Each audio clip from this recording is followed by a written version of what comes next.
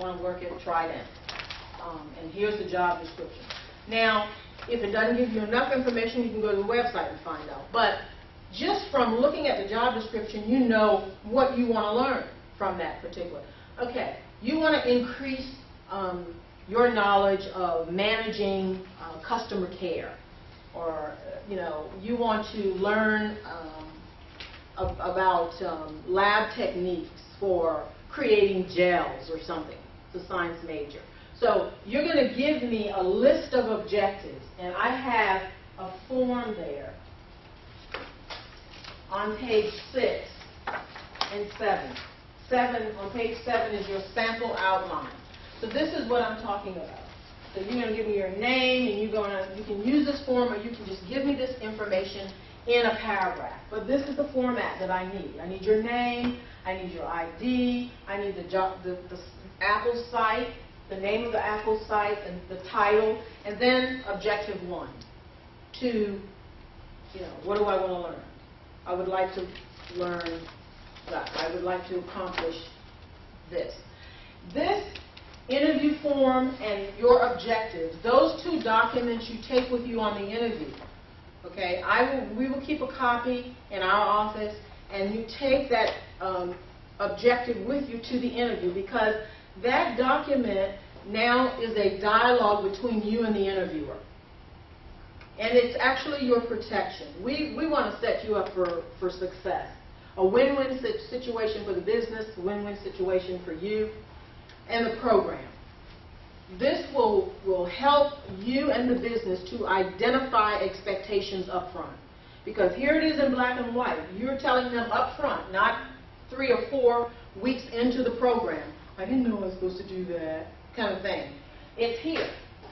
It's here. If it needs tweaking, then that's the time. You want to confirm that your train of thinking and what you want to accomplish is okay with that interviewer. So it is as much your responsibility as it is the interviewer. Remember, we're making that transition from student to professional. So your ending comments, so these objectives will suit your organization. And then after you leave, you'll have an opportunity to think about the interview. The business will think about it, and then we will talk. Okay, because you're going to bring these 2 forms back to us, and you're going to give us a report. How did the interview go? Do you think that this is a place where how did it end? Is this a place where you think you feel comfortable? Because they'll probably take you on a tour. So you are making a decision as well as the business. Okay? So this is setting you up for a win-win situation. So those 2 documents, I sign it, and then you take it with you. The business also signs off on the objectives. This says that I've read through this, and this is a doable thing. Once you've turned in your objective, then it goes to our Apple committee. And they also buy off on the fact that this is a doable thing for you. Okay? And that's not a long process.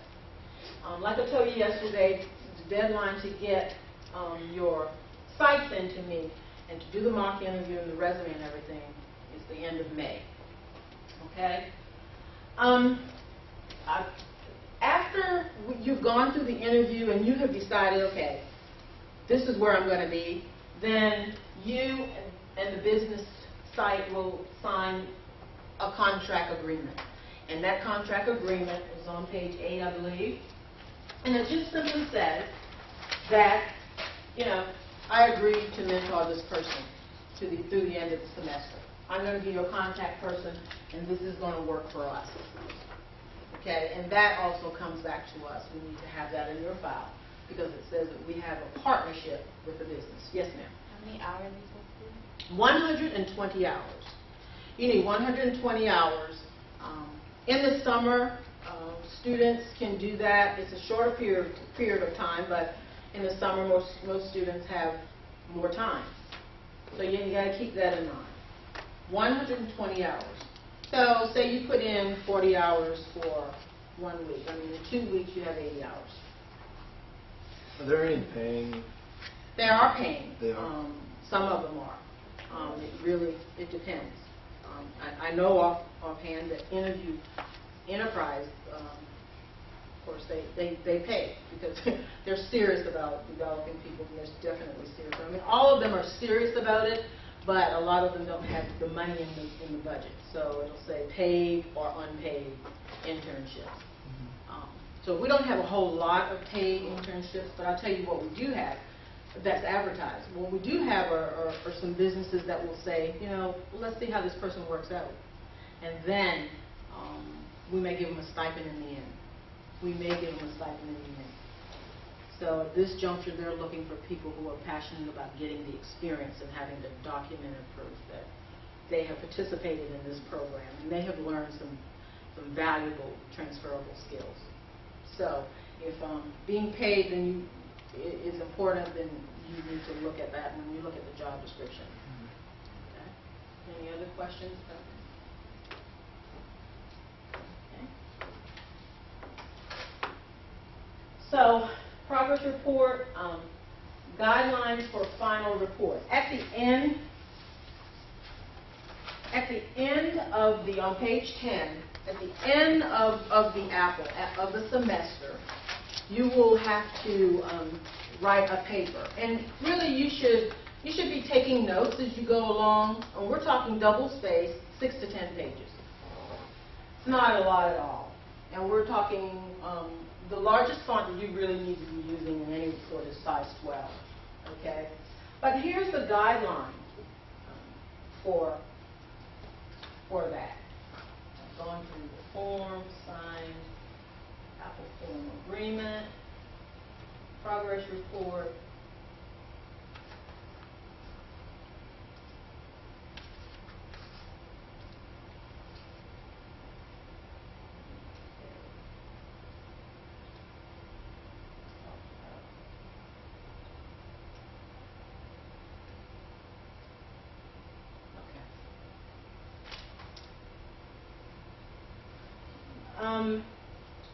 On page 10, you will see there are certain, it's not a scientific paper, but there are parts to it that, that we need to have.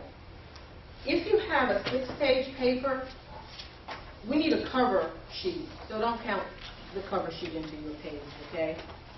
We need 6 pages of document, minimum. We need an introduction. We need methods. I'll talk to you about methods. We need results. Talk to you about that. We need discussion and conclusion. I know it sounds like a scientific paper, but it's really not.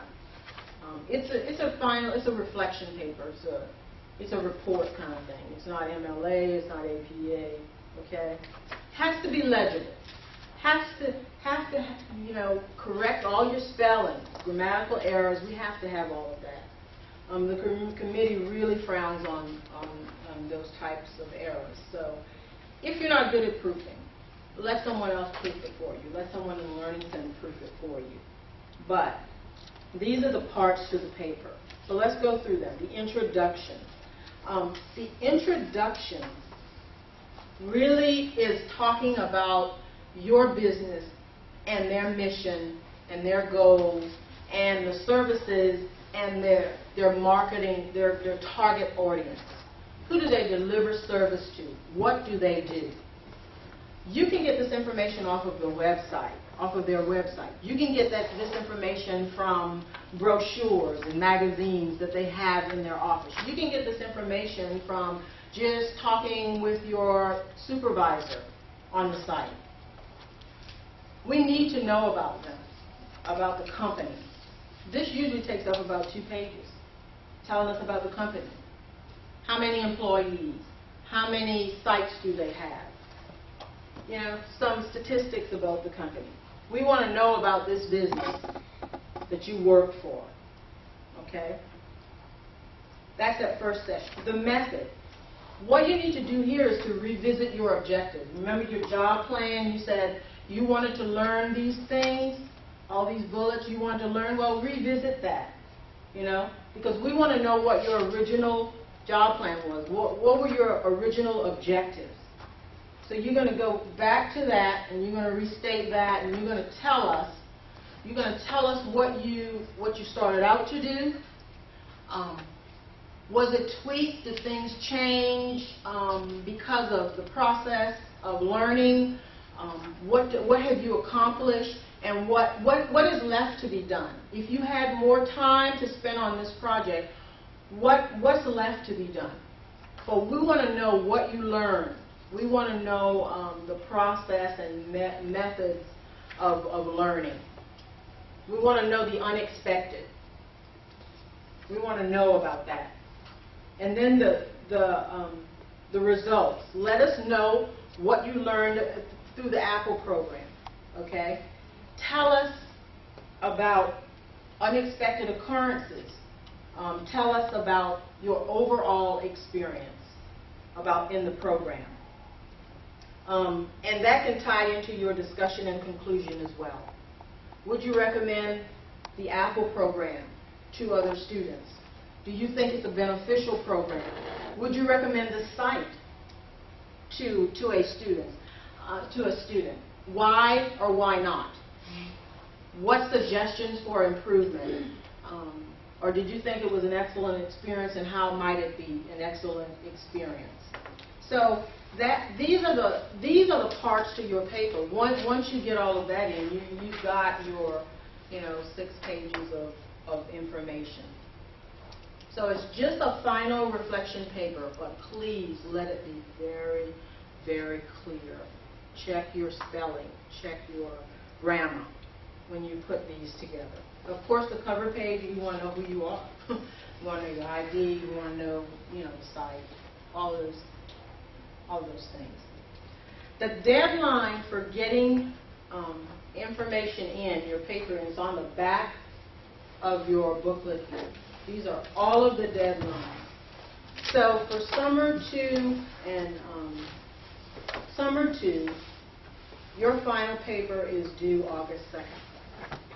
August 2nd. Summer 2, people who are participating in this program for Summer 207, your paper is due August 2nd. For folks who are participating in fall, your final paper is due December 5th. And it has to be emailed to my email address that's on the back here. It has to be emailed to me by 12 o'clock midnight.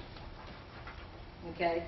So when I say it's due December 5th or August 2nd, I give you the whole day till the day is gone to get it in. And you email it to me. It has to be electronic, an electronic submission, because I do have to send these copies to my committee, the Apple committee. So these are your deadlines. When's the paper due? Here's when they are due. Any questions about the paper?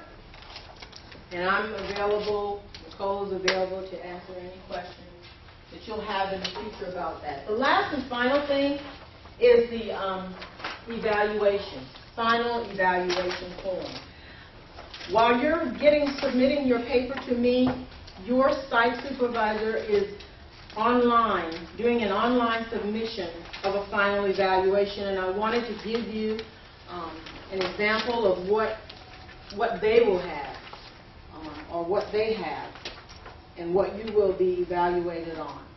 Okay? Quality of work, quantity of work, accuracy of work, time management, responsibility, initiative, reliability, communication skills, your strengths.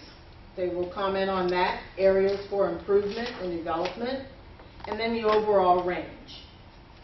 Okay? So it's not terribly complicated, but I wanted you to know that these are the things that you really need to be focusing on. All of these things equate to transferable skills. The last thing on page 13 is a release form. This is school, this is a course, people get sick, things happen.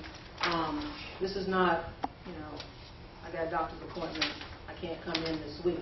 This is, I got to withdraw from school kind of thing. We rarely have to use this, rarely. I think I had one girl that had a car accident. The car was gone, transportation was gone, she was shaken up, so she had to withdraw from the program. Withdraw from the classes for a while. So we rarely use that, but in the event that something does happen, we